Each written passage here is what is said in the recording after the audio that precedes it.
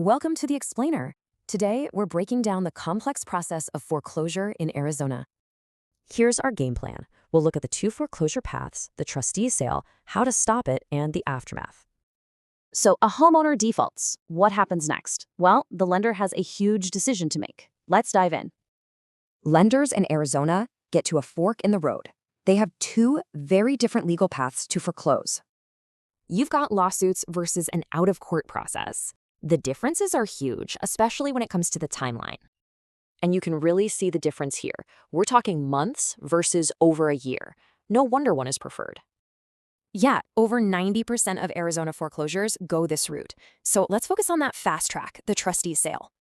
But hold on, before anything can start, federal rules say there's a 120-day waiting period after a missed payment. Once that clock runs out, a strict timeline kicks in. The trustee has to follow these steps to the letter. And get this, the whole thing can be over in as little as 91 days. From first notice to final auction. So, can this whole thing be stopped?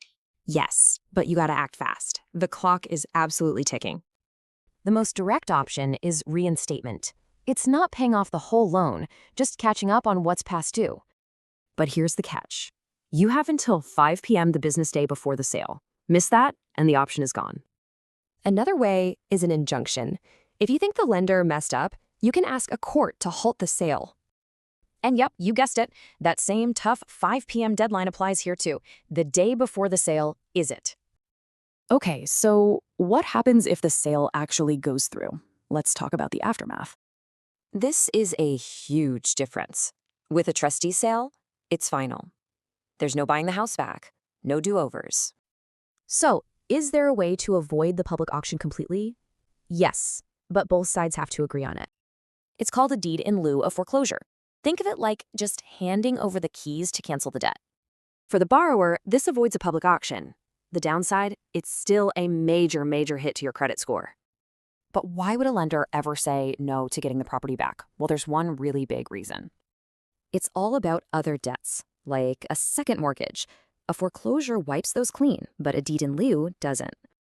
So, Arizona's system is built for speed. But does that leave enough protection for homeowners?